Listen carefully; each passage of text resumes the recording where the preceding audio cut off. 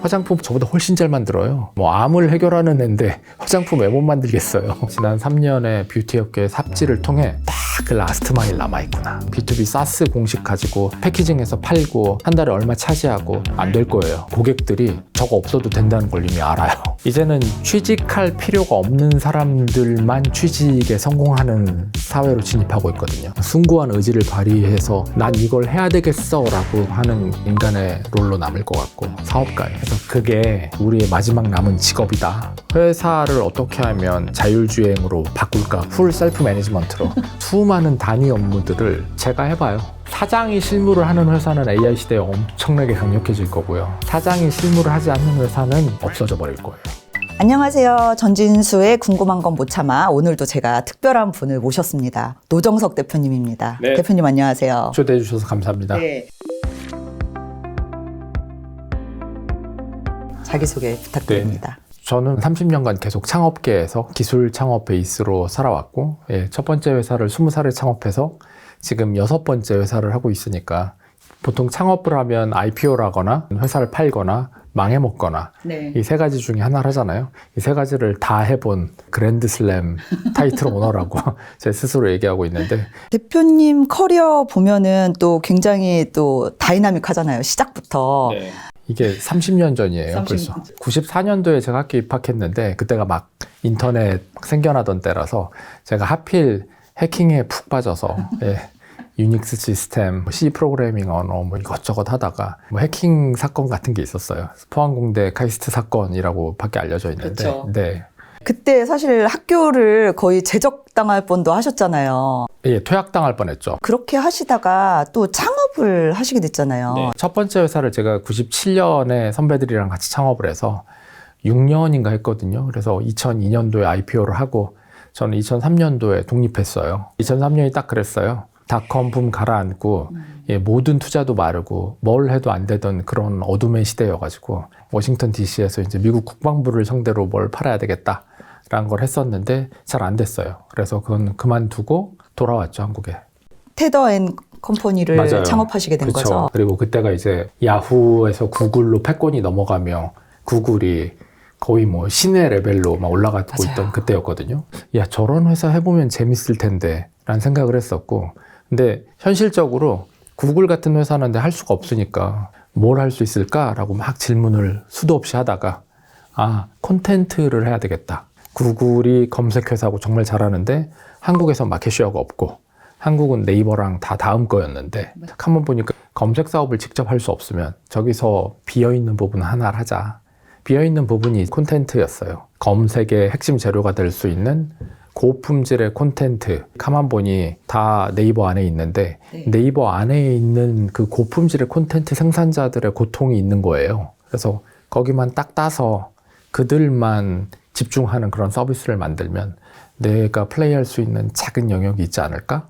그래서 그 풀어주는 핵심의 기능이 뭐였나요? 블로그요. 자기 도메인을 달 수 있고 자기가 마음대로 디자인을 할 수도 있고. 그러니까 구글로 회사를 팔면서 또 글로벌 빅테크라는 경험을 하셨잖아요. 아니, 그게 제 인생에 가장 큰 영향을 미쳤죠. 뭣도 모르고 들어갔는데 2년은 고통의 연속이었거든요.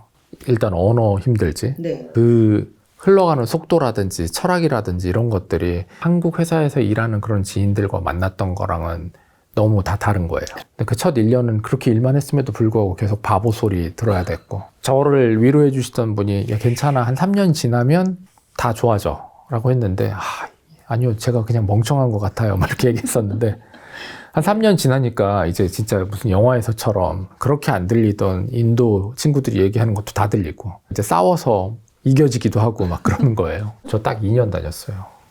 당시에 이제 소셜 커머스 붐이 불고 또 한 번 밖에 막 창업 붐이 돌던 때였거든요.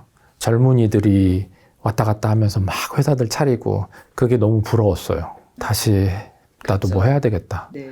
예, 여기 계속 있으면 이 편안함이 나를 영원히 잡아두겠다. 예, 나가서 창업한 게 4번째 회사죠. 아, 그게 파이브락스구나. 거기는 어떻게 시작하게 되었나요? 모바일 애널리틱스였어요. 그 당시에 키워드는 또 빅데이터였거든요. 그렇죠. 그리고 모바일 게임, 한국에서 막 카카오 게임 막 뜰 때였고, 모바일 쪽에 에너지가 굉장히 높을 때여서 우리 그거 창업하자. 다행스럽게 제 친구분들이 유명한 모바일 게임 회사의 사장들이었고 네. 저희는 홈페이지만 만들고 그 홈페이지를 가지고 찾아다니면 우리가 이런 걸 만들 건데 우리 잘 만들 거거든. 그러니까 쓴다고 해줘 라고 그랬어요. 그래서 그 회사도 운 좋게 매각을 할 수 있었고. 와, 대표님 뭐 지금까지만 들어도 지금 어마어마한 인생을 살았고 또 그때 노하우가 지금 쌓여서 네. 또 창업을 다시 시도를 하시잖아요. 그 뒤에 이제 VR 게임 회사를 만들었죠. 그렇죠. 예. VR 게임 회사를 만들어서 VR을 해보겠다고 했는데 사실은 저희만 실패한 게 아니라 메타도 실패했잖아요. 패션 사업도 네. 한번 해봤었고. 근데 누가 지나가면서 농담 삼아 얘기하시는 거예요. 그 다이나믹스는 똑같은데 훨씬 더 말이 되는 비즈니스가 있다. 뷰티라는 게 있다. 패션을 개인화된 콘텐츠는 줄 수 있는데 개인화된 실물은 줄 수 없으니 예를 들어 뭐 너한테 딱 맞는 팬티를 만들어 주겠어요. 그런 사업들이 많이 있었지만 다 죽었어요. 왜냐하면 그 물건들을 만드는데 소위 스케일이 안 나기 때문이거든요. 다 노동집약적이어서 그 사업들이 죽는데 뷰티는 그렇지 않아도 된다. 좀 쉽게 만들 수 있다. 그래서 그럼 한 사람 한 사람에게 맞는 개인 맞춤형 화장품을 만들어주면 어떨까가 이제 아이디어의 시작이었어요. 해볼 만한 영역이다라는 생각이 들어서 뭐 일단 해봐야 되겠다라는 생각이 들으면 뭐라도 만들어 봐야 되잖아요. 그렇죠. 맞춤형 화장품 기계들 뭐 만들었는데 만들고 나면 또 항상 문제가 생겨요. 네. 화장품 프린터를 만들었는데 잉크가 있어야 되잖아요. 네. 그래서 저는 잉크 사러 나갔죠. 있겠지. 네. 없어요.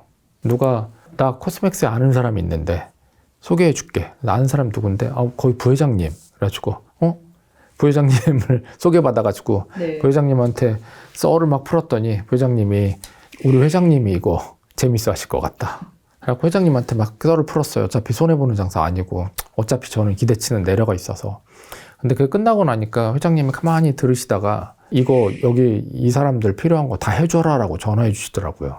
또 잉크를 주시는데 이사도 좁은데 실제로 우리가 쓰는 이만큼밖에 안 되는데 온 재료는 드럼통이 온 거예요. 여러 개, 그것도 심지어. 그래서 와 이거는 또 그냥 흐지부지 해가지고 그 안 해버리면 가오가 안 서겠다. 네.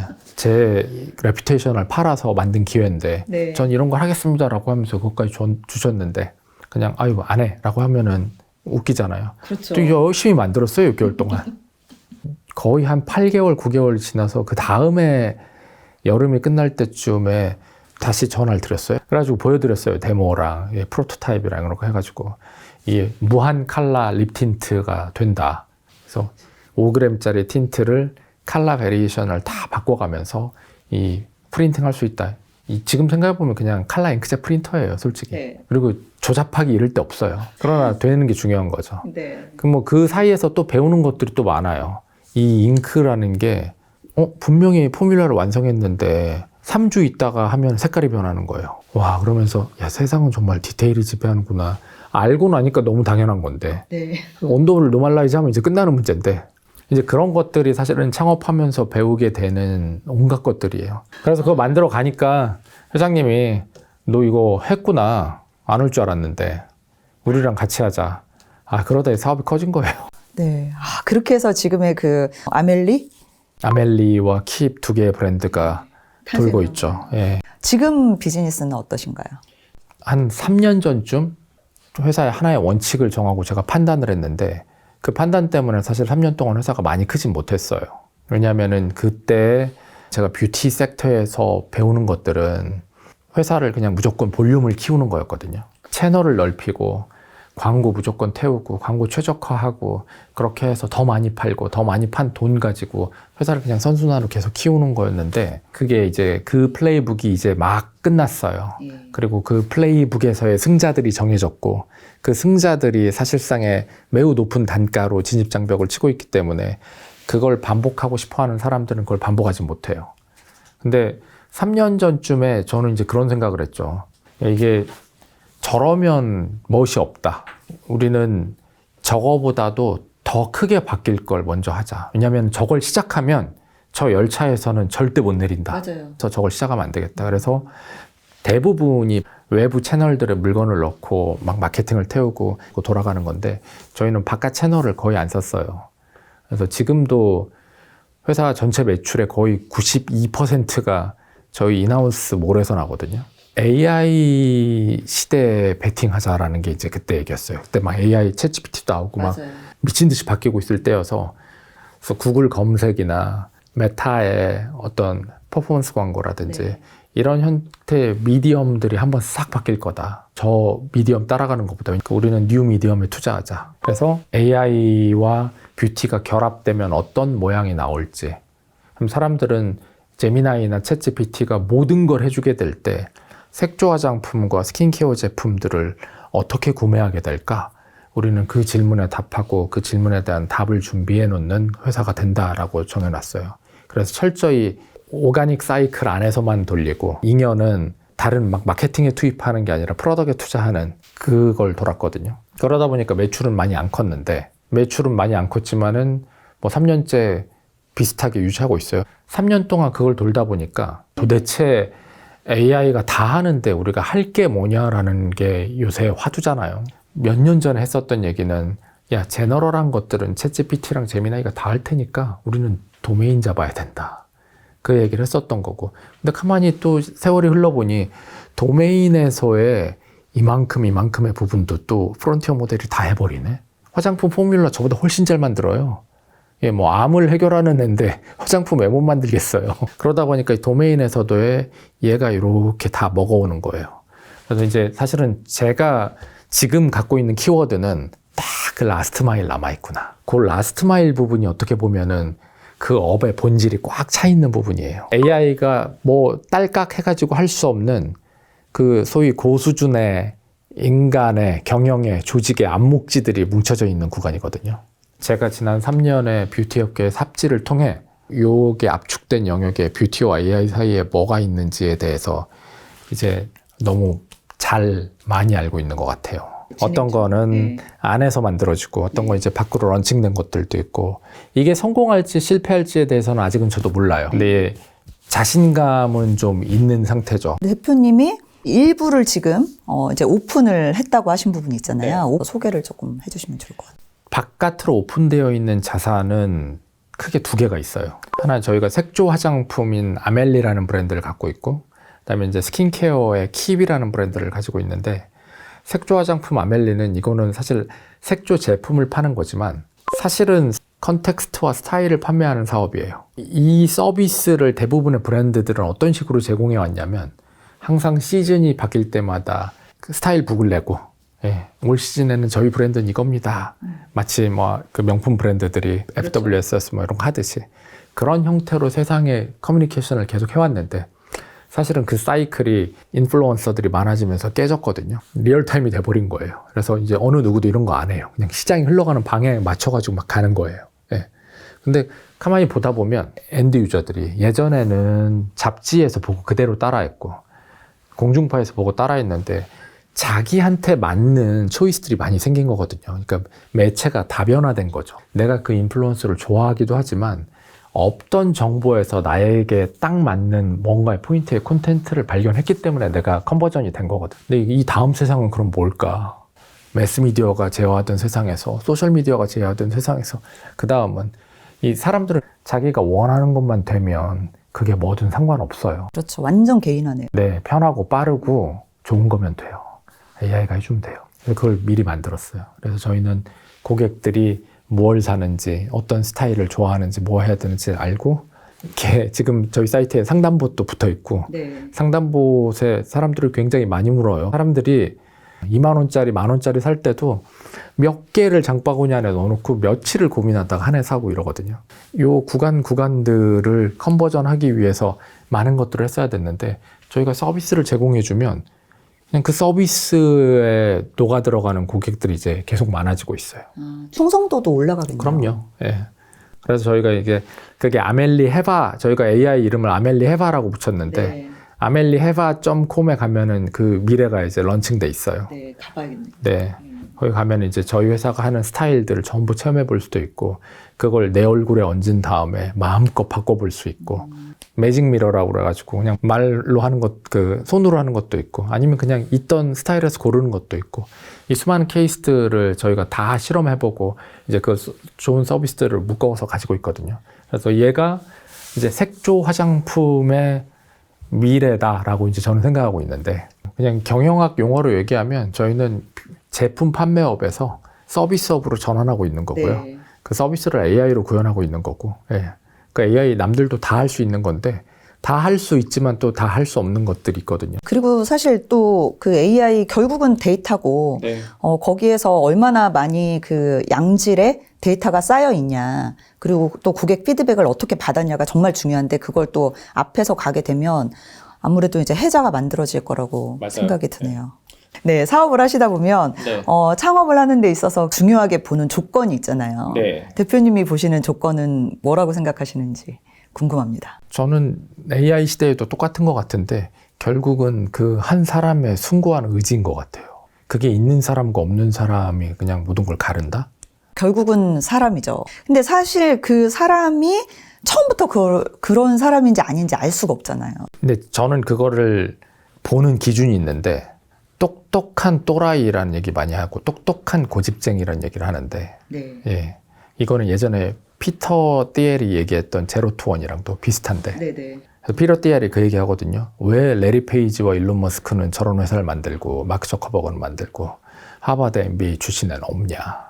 왜냐하면 하버드 MBA들은 무슨 사업 아이템을 이렇게 만들더라도 다니면서 자기보다 잘난 사람들이 넌 이거 안 돼, 이거 안 돼, 이거 안 돼라고 하면은 그 방향대로 사업이 무난해져 가지고 누가 봐도 정말 잘된 사업 계획이지만 날이 없는 그런 사업이 되는 거고, 레리 페이지나 일론, 나 화성에 갈래, 나 화석 에너지를 종말시키고 싶어, 그런 정도의 비전이 있는 애가 그냥 고집을 부리면서 계속 빌드할 때 그게 제로톤이다라고 얘기하거든요.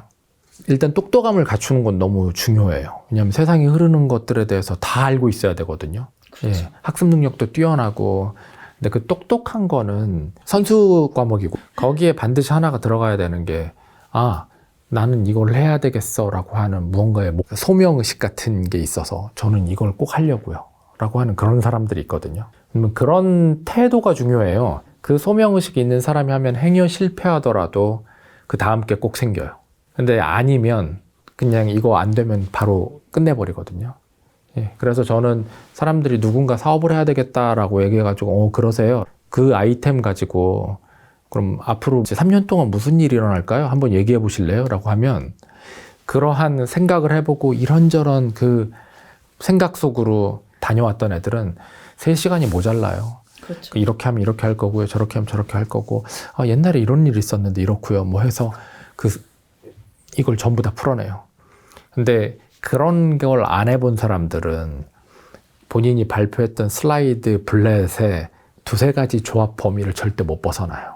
대표님, 이제 오늘 굉장히 많은 얘기를 하고 있는데, 그러니까. 이제 드디어 이제 AI 네네. 얘기를 좀 해보려고 해요. AI를 좀 미리 먼저 가서 본 입장에서 최근에 대표님이 가장 주목하고 있는 게 뭔가요? 가장 많이 주목하고 있는 거.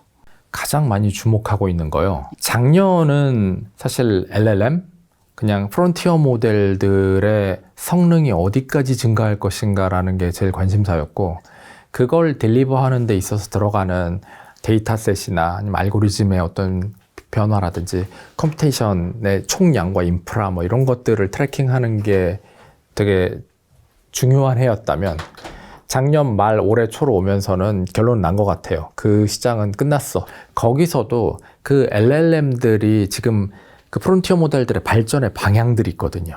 왜냐하면 막 데이터셋을 크게 모으고 걔를 더 효율적으로 학습하고 이런 것들은 이제 그건 된 게임이고, 모델이 가지고 있지 않은 능력들을 어떤 식으로 탑재시키는가라는 부분이고, 그 작년을 지배했던 가장 큰 키워드가 RL, VR이잖아요. 네. 무언가 이 벤치마크를 만들 수만 있다면 그건 모델이 할 수 있다라는 거예요. 맞았어 틀렸어라고 하는 걸 알려줄 수가 있다면, 모델이 틀린 답 맞은 답을 수도 없이 내게 하고 맞은 답 했을 때 보상을 주는 식으로 발전시키면은 그 도메인도 얘가 학습을 하면서 가져갈 수 있다라는 거거든요. 그러니까 얘를 결국은 컴퓨테이션 자원을 투입해서, 돈을 투입해서 모든 문제를 소위 검색 문제로 다 바꿔버리는 거예요. 그냥 러닝 프로블럼으로 치환해갖고 모든 걸 다 끝낼 수 있다라는 거죠. 그럼 거기에서 이제 사람들이 많은 힌트를 얻었죠, 솔직히. 보상이 쉽게 만들어지지 않는 영역들이 프론티어 랩들이 바로 못하는 데구나 라는 게 작년에 이제 가장 큰 배움이죠. 보상이 쉽게 만들어지는 부분들은 소위 소프트웨어가 지배하는 영역들, 코딩 해가지고 도는지 안 도는지 하면 되고, 수학 되는지 안 되는지 푸는 건 어려운데 틀렸는지 맞았는지 검증하는 건 쉬워요. 그렇죠. 올해 물리화학 생물 끝낸다고 하잖아요. 그런데 그게 안 되는 영역들로 이제 사람들이 도망간 게 피지컬 AI도 사실은 이 부분이거든요. 그렇죠. 예를 들어서 복잡한 상자가 있는데 그 상자를 접는 방법은 상식으로 안 돼요. 누군가가 해보고 실패하고 하면서 해서 익숙해져서 그 안목지가 딱 생겨야 되는 거거든요. 근데 그 데이터셋은 어디에도 없거든요. 그래서 피지컬 AI 회사들이 다 다른 종류의 로봇 폼팩터와 다른 종류의 타스크를 가지고 이 데이터셋의 어떤 해자를 만들어서 다 거기로 도망가고 있는 거거든요. 네. 예, 그 회사들의 솔직히 알고리즘적, 리서치적 우위는 저는 없다고 봐요, 대부분. 몇 개의 프론티어 모델들이 세팅되는 거 그냥 쫓아갈 뿐이지, 그 해자에서 발생하는 서비스를 얼마나 잘 딜리버하느냐, 뭐 하느냐라고 하는, 저는 그냥 다 서비스 컴퍼니의 영역에 떨어진다고 봐요.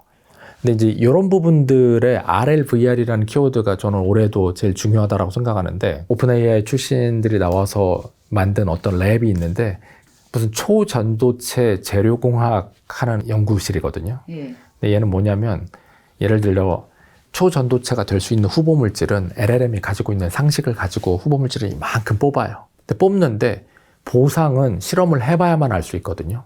그래서 이쪽에 클라우드 랩을 차려요. 로봇으로. 몇 개의 확률이 높다고 생각하는 걸 실제로 실험을 해요. 아, 맞았어. 보상을 주는 그 물리 세계와 아톰 세계와 비트 세계를 연결하는 거기에 보상 시그널을 줄 수 있는 이밸류에이션 파이프라인을 구축하는 거거든요. 네. 이밸류에이션 파이프라인을 나만 독점할 수 있는 영역이 이제 유일하게 남은 거예요. 그게 누구는 생명공학에 가서 신약 후보물질에서 웰랩과 이거 해가지고 하고 있고, 피지컬 인텔리전스는 공장과 그 로봇이라는 도메인에서 하고 있는 거고, 그런 회사들 위주가 이 프론티어 랩들이 만들어내는 모든 모델의 기술 발전을 레버리지하고 끝에서 하나의 과실을 딱 따면서 라스트 마일을 딱 완성할 수 있는 그런 구간들이거든요. 그게 이제 모델 와이드에서 생각했을 때 우리가 살아남을 수 있는 영역들인 거고, 그걸 차치하고 그냥 AI의 활용, 애플리케이션 쪽으로 넘어오면 여기는 이제 완전 서부시대 개막이죠. 사실 뭐 아직 너무 기회가 많은 것 같아요. 그럼요. 아직 시작도 안 한 것 같은 느낌이에요. 근데 사람들이, 똑똑한 사람들은 이미 다 깨달았죠. AI를 더 많이 활용하면 할수록 내 일의 품질은 올라가는구나라는 건 그냥 사람들이 알게 돼서, 어떻게 하면 더 많은 토큰을 태울까로 요새 또 일종의 보상 시그널이 가고 있는 거거든요. 옛날에는 AI를 잘 쓰기 위해서 굉장히 많이 뭐 공부도 하고 막, 옛날이라고 해봐야 뭐 불과 2, 3년이긴 하지만, 예, 그랬다면은 지금은 이제 좀 관심을 갖고 노력만 해도 누구든지 AI를 쓸 수 있는 그런 시대가 된 것 같아요. 맞아요. 그래서 바이브 코딩을 기회 삼아서 창업한 사람들도 많고 그쪽으로 뛰어든 사람도 작년 말에 많았는데, 불과 3개월도 안 됐는데 고객들이 자기의 일들을 자기들이 하고 있네. 그러다 보면 뭐가 되냐, 필연적으로 단가는 계속 내려가거든요. 그리고 뭐 하나 만들어주고 가면 고객들이 이제 이거 베이스로 그냥 위에다 덧붙이기만 하면 자기들이 원하는 일들이 또 만들어진다는 거거든요. 외부에서 볼 땐 또 상품처럼 보이는 거고요. 그러니까 사실 좀 작년부터 저도 쭉 모니터하면서 또 고민됐던 포인트 중에 하나가, 모든 지금 빅테크들이 다 AI를 하고 있고, 또 AI 그 개발자 행사 같은 걸 딱 하고 나면 저희는 이제 뭐 저 뒤에 지금 수천 개의 스타트업이 또 망하고 있구나라는 얘기를 또 하고 있었잖아요. 최근에는 보면은 거의 뭐 이런 그 주기가 더 짧아지고 일주일 단위로 뭐가 나오고 하니까 창업을 하는 대표님들도 고민이 진짜 많으신 것 같아요. 내가 지금 하고 있는 게 과연 계속 지속적인 사업성이 있는 것인가, 이런 고민이 많은 것 같아요. 사실은 모두에게 그 조건은 같아지는 거라서, 과거의 창업에서의 뭔가 잘 나가는 스타트업들이라고 하면은 뭔가 기술적인 자산을 만드는 거, 코딩하고 뭐 하는 좋은 엔지니어들을 많이 가지고 있는 게 어떻게 보면은 산업시대 공장과 더 많은 전기를 갖고 있는 노동자를 갖고 있는 것과 똑같았잖아요. 그게 우위로 동작했고 대부분의 투자금도 거기로 쓰였는데, 근데 사실 이 부분이 다 없어진 거잖아요. 네. 그죠? 그러면 자, 첫째, 과거에 좋은 학교 나와서 좋은 집안에 돈도 많아서 그러한 자원들을 확보하면서 창업을 시작할 수 있었던 분들에게는 시대가 나빠진 거다. 근데 그 소수의 사람들을 제외한 모두에게는 좋아진 거 아닌가요? 그러네요. 네. 그러니까 나빠졌다고 얘기하면 안 돼요. 지금 99%의 사람들한테는 너무너무 세상이 좋아진 거예요. 뭐 창업을 하고 있는데 또 본인들이 하고 있는 아이템들이 막 시장에 그냥 쏟아져 나와 버리는 경우도 있잖아요. 네. 그렇게 받아들이는 거는 과거의 플레이북에 지금 매몰돼 있는 거거든요. 네. 뭘 빌드해서 빌드한 제품을 팔고 그거 가지고 투자 받았어라는 것들을 그냥 자연스럽게 받아들이고 있는 거죠. 그걸 나도 똑같이 생각 없이 따라하면서 돈 벌고 싶었는데 그런 것들을 이제 밸류를 안 해주네? 근데 진짜 잘 나가는 사람들은 오픈 AI 가고 메타 가고 뭐 이러니까 네. 그 갭이 커졌기 때문에 당황하는 거라고 저는 생각하거든요. 네. 근데 본질적으로 그 질문들은 그렇게 얘기해서는 안 돼요, 솔직히. 이거를 그냥 제가 표현하면은 그냥 붉은 여왕의 나라거든요. 배경이 어마어마하게 뛰고 있어서 제자리에 멈춰 있는 것처럼 보이려면 배경의 속도와 같은 속도로 뛰어야 돼요. 그러니까 지금 미친 듯이 뭔가를 해야 되는 거죠. 네. 그래야 그 자리에 설 수 있는 거고 아니면 휙 뒤로 지나가 버릴 거니까. 그래서 지금 무슨 창업 아이템에 뭘 어떻게 해야 되냐라는 답을 남에게서 구하는 거는 불가능해요. 왜냐하면 그 답을 갖고 있는 사람이 세상에 아무도 없어요. 클로드 코드를 만들었던 제작사든 오픈 AI가 됐던 그 회사에 가보면 걔네들도 지금 배경의 속도를 경쟁해서 만드느라고 헉헉대면서 그냥 뛰어가고 있을 뿐이거든요. 근데 뛰어가다 보면 보이는 게 있어요. 멀리서 바라보면 지나가 버리니까 안 보이지만 같이 뛰면 그 상대 속도 때문에 속의 요소들이 보여요. 그러니까 지금 우리가 해야 되는 옳은 선택은 솔직히 누군가에게 가르쳐 주세요라고 하는 건 그거는 앞으로 2년 동안은 없을 거예요. 왜냐면 2년 동안은 계속 급가속할 거라서. 같이 뛰다 보면은 보여요.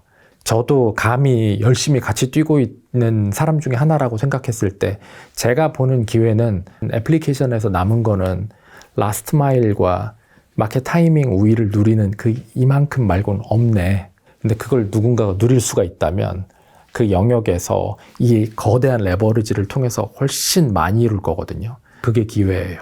그걸 찾아야 돼요. 그 알파를. 그 알파가 만약 안 찾아진다, 그거는 방법이 없습니다.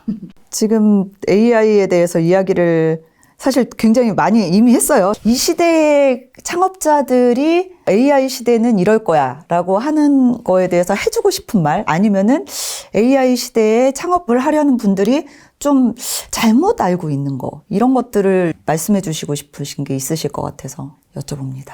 이게 예술가의 삶이라는 걸 생각해 본 적 있으세요? 자기의 어떤 화풍이나 자기의 작품 세계를 세상에 인지시켜서 내가 하나의 브랜드가 되는데 어떤 과정이 있는지는 대충 아시죠? 무명부터 뭐 하고 이렇게 해서 브랜드가 되고 그게 인정받으면서 뭔가 되는 거잖아요. 근데 예전에는 성공한 예술가들은 세게 벌고 아닌 사람들은 작게 벌고라고 하는 게 있지만 지금 뭐 틱톡이나 유튜브에서도 보듯이 그것조차도 굉장히 다변화되고 있거든요. 예. 그래서 제가 이 얘기를 왜 드리냐면 자기가 하는 일, 지금 무언가 뭘 해야 될지 모르겠어요 라고 하는 분들에게 당연히 안 보일 거예요. 왜냐하면 여러분들이 돼야 되는 거는 예술가가 돼야 되는 거거든요. 미국에서 된 거 빨리 가져와서 아이템 가지고 와서 나도 성공해가지고 그냥 빨리 돈 벌고 떠나서 안 보고 싶으시죠? 근데 그런 마인드로 세상을 바라보면 내가 옳다라고 믿는 거, 이게 옳은 세상입니다라고 하는 거는 없는 걸 정의하는 거거든요. 이게 가치입니다. 그리고 다른 사람들이 그 가치를 동조하면서 따라와 줘야 되는 거거든요. 예전처럼 이게 막 100만 명 히트가 안 될 수는 있지만 소위 몇백 명만, 1000명만 나를 옵트인 해줘도 먹고 살거든요. 그러니까 지금 클로드 코드 가지고 있던 문제 빨리 솔루션 해가지고 과거에 있었던 B2B 사스 공식 가지고 패키징해서 팔고 한 달에 얼마 차지하고 안 될 거예요. 왜냐하면 고객들이 저거 없어도 된다는 걸 이미 알아요. 그 시장 없어진다는 거예요. 이제 소프트웨어를 제작하시려니 힘드시죠? 제가 대신 제작해드렸습니다로 하는 비즈니스 모델은 없어지는 거죠. 지금 최근에 사스 회사 다 무너지는 것도 거의 그런 시그널이라고 보이고 있어요. 예. 그러면은 소프트웨어 가격은 0이 된 거고, 그 재화가 0이 된다는 거는 마치 전기가 어마어마하게 쌀 때는 전기 그 자체가 소중한 자산이고 이걸 어떻게 잘 쓸까가 되지만 전기가 어마어마하게 어반던트해지면 아무도 전기값을 생각하지 않거든요. 그러면은 저는 다이슨 같은 게 좋은 예제라고 생각하거든요. 헤어드라이어 있잖아요. 예, 10,000원이면 사잖아요. 근데 그 50만 원 주고 사거든요. 그냥 똑같은 거에서도 다른 예술을 하는 영역의 산업들이 이제 계속 생겨날 거예요. 그러니까 우리는 AI 창업을 하지만 소프트웨어 가지고 클로드 코드 조금 더 빨리 쓰고 이건 이제 끝난 거예요. 무언가 그걸 쓰던 실물에서 뭐 쇠를 깎던 조합해서 나만의 예술과 나만의 밸류를 계속 해서 예술가의 삶을 살고 그게 사회에서 받아들여지면 걔가 새로운 창업의 롤모델이라고 그러니까 결국은 생각해요. 내가 일을 바라보는 뭐 태도부터 그 안에서의 나의 생각, 철학 그걸 가지고 어떻게 가치를 만들어내는가 결국 거기로 다시 돌아온다라는 맞아요. 느낌이 드네요. 네. AI가 단순히 저희가 일을 하는 데 있어서 도와주고 같이 하고 이런 시대를 뛰어넘어서 이제 본격적으로 막 경영활동이라든지 의사결정을 하는데도 AI가 참여하고 있다고 저는 보여지는데 네. 대표님도 지금 그런 중요한 의사결정을 할 때 AI의 도움을 좀 받고 하시나요? 많이 시키죠. 예를 들면 무조건 다 객관식으로 만들어 오게 하는 걸 시키죠. 그래서 예전 같았으면 제가 다 생각했었을 거를 제가 접해야 되는 모든 데이터를 전부 밀어넣고 가능한 시나리오들 전부 검토시키고 컴퓨테이션을 충분히 투입했고 고생시켰다 하면 그 수많은 데이터 스트림들이 정말 에너지 준위가 높은 몇 개의 텍스트 덩어리로 나오거든요. 그러면 이제 그 중에서 골라요. 그런 식으로 저는 거의 대부분의 경영 활동을 바꾸고 있죠. 그러니까 저희 회사가 AI가 총 제가 3개를 만들어요. 헤바와 다페라라고, 다페라닷컴은 DAPHERA.com이거든요. 예. 그 2개의 에셋이 이제 밖으로 저희가 컨슈머에 내는 AI고, 사실 제일 제가 시간 많이 쓰고 제 스스로 만들고 있고 하는 거는 노바라는 애예요. 회사를 어떻게 하면 자율주행으로 바꿀까 하거든요. 그래서 저는 이제 오타너머스 컴퍼니라는 얘기를 되게 많이 하는데, 자율주행 회사. 올해부터 워딩을 바꿨어요. FSM으로, 풀 셀프 매니지먼트로, 완전 자율 경영. 제 회사를 완전 자율 경영 모드로 바꾸는 걸 제가 지금 열심히 하고 있거든요. 그래서 뭘 하고 있냐면, 그냥 예전 같았으면은 하지 않았을 수많은 단위 업무들을 제가 해봐요. 근데 안타깝게도 제가 해보게 되는 영역들이 누군가가 그만둔다라고 했을 때예요. 누군가가 그만둔다라고 하면 예전 같았으면 그 펑션을 찾아가지고 다시 끼워 넣었는데 요새는 제가 들어가요. 제가 들어가서 그 프로세스를 정리하고 보면 80%는 다 다른 데에서 무언가 트랜잭션으로 가져오거나 보내거나 정리하거나 일이고, 핵심으로 뭔가 밸류에드를 하는 일은 20%도 안 돼요. 대부분 모든 사람들의 업무가. 제 업무도 그렇고. 그럼 그 80을 제가 그냥 써요. 코딩해요. 입 코딩. 그냥 손으로 써요. 다른데 데이터베이스에 연결해야 되는 거거나 사이트에 연결해야 되는 거나 그거는 다행히 저 엔지니어 출신이니까 그런 게 이거 이렇게 하면 되겠네 라면서 정교한 일을 하면서 다 조정해야 될 때는 코덱스를 거의 한 80% 쓰네요. 모르겠고 해줘라는 거 할 때는 오마이 오픈코드 쓰거든요. 근데 놀랍게도 대부분의 회사들의 펑션이 뭐 별게 없어요. 고객들이 물건 사는 거 있고 물건 가져오는 거 있고 얼마 샀는지 봐야 되고 마케팅 해야 되고 마케팅 뭐가 잘 되는지 봐야 되는 거고 컨텐트 만들어야 되고 고객 해야 되고. 근데 이런 것들이 라스트 마일이라고 얘기하는 부분의 이야기들이 이런 것들인데 모든 회사들의 라스트 마일이 다 달라요.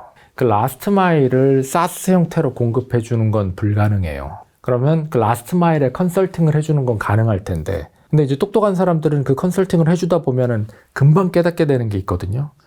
돈이 안 되네, 첫째. 그리고 저것들이 내 지식을 다 가져가기만 하지 내가 손해보는 장사했네? 라는 게 되고. 그럼 뭐가 나오겠어요? 저 바보들이 플레이하고 있는 안목질을 내가 해야 되겠다라고 해요. 이런 식으로 창업 아이템 저 매우 많이 나올 거라고 생각해요. 근데 이제 다시 라스트 마일 얘기로 돌아가면, 이 라스트 마일에 해당해서 재무는 이렇게 연결되고 뭐는 이렇게 연결되고 이런 부분들은요, 그걸 하는 실무가 아니면 알 수가 없어요. 그렇기 때문에 사장이 실무를 하는 회사는 AI 시대에 엄청나게 강력해질 거고요. 사장이 실무를 하지 않는 회사는 이제 어떤 똑똑이가 와서 이 자기의 안목지 영역을 공격하는 걸 보고 없어져 버릴 거예요. 그러니까 제가 지금 사실 아까 AI 시대 창업 뭐 해야 돼요? 라고 물어보는 거에 대해 저의 가장 궁극적인 답안지를 지금 드리고 있는 거거든요. 라스트 마일 부분을 잘 써서 조금 못하는 회사 거 빨리 뺏으시면 돼요. 제가 요새 바쁜 이유가 제 회사의 프로세스를 제가 그냥 다 쓰고 있어요. 왜냐면은 누구랑 얘기해서 누구한테 시키는 다른 사람과 커뮤니케이션 하는 비용이 너무 높아서 그래요. 그거보다 제가 AI랑 커뮤니케이션 하는 비용이 극단적으로 낮아요. 그러니까 합리적인 선택은 뭐겠어요? 제가 AI랑 커뮤니케이션 하는 게 맞잖아요. 그래서 만들어져요, 하나씩. 네. 하나씩 만들어지다 보니까 회사에 굉장히 많은 펑션이 전부 데이터베이스로 연결됐고, 그 실무자들이 물어보면 뭐든 얻어갈 수 있는 그런 파이프라인을 만들어 놨는데, 재미있는 건데 사람들은 절대 질문하지 않아요. 하던 대로 하고 싶어 해요. 그럼 그걸 바꿀 수 있는 사람은 누구냐? 또 앙트러프러니어예요. 그거 이렇게 해서 바꿔서 하면 좋아지는데 왜 안 해? 라고 하면 안 하고 싶은 거예요. 맞아요. 지금 이렇게 막 격변하는 시대에 창업가 정신을 가진 그런 사람들이 창업을 꼭 하지 않더라도 많이 빛을 발휘하게 되는 것 같아요. 너무 뻔한 질문이긴 한데 AI 시대에 사라질 직무와 오히려 중요해질 직무는 무엇일까요? 오늘 했던 얘기랑 저는 맥이 다 닿아 있는데, 네. 인간이 할 수 있는 거는요, 그냥 의지를 발휘하는 거 밖에 안 남아요. 숭고한 의지를 발휘해서 난 이걸 해야 되겠어 라고 그 목표를 하고 계속 하자라고 하는 게만 인간의 롤로 남을 것 같고, 이제는 취직할 필요가 없는 사람들만 취직에 성공하는 사회로 진입하고 있거든요. 그런 사람들을 다 표현하는 하나의 키워드, 이 직업 말고는 다 사라지겠구나, 적어도 사업 영역에서는 이라고 생각하는데, 사업가예요, 사업가. 앙트러프러니어. 그래서 이제 모두가 앙트러프러니어라는 직업을 탑재해야 되는 시대로 우리가 다 내몰렸다. 그리고 저는 그 아까 예술가라고 말씀드렸던 것도 사실은 앙트러프러니어랑 똑같거든요. 나는 잘못됐다라고 생각하는 문제에 대해서 세상에 얘기하고 전 이걸 풀고 이게 솔루션입니다라고 끊임없이 외치는 것 때문에 미래가 그 방향으로 가는 거지, 그 사람이 미래를 잘 예측해서 그 미래가 온 건 아니거든요. 일론 머스크가 저렇게 고집을 부렸으니 저희가 로켓가 이렇게 올라갔다 다시 내려오는 거고, 전기차가 굴러다니는 거고, 자율주행차가 굴러다니는 거잖아요. 그 한 사람의 숭고한 의지가 없었으면 아직 우리도 그거 없었을 거예요. 그래서 그게 인간이 이제 우리의 마지막 남은 직업이다. 그러니까 뭔가 계속 고민만 하고 있지 말고 일단 해봐. 또 그런 많이 해보는 그런 창업가들이 더 살아남을 수 있는 그런 미래가 올 거라고 믿고요. 오늘 세션 마치겠습니다. 시간 내주셔서 감사합니다. 미래를 먼저 보다 티타임즈.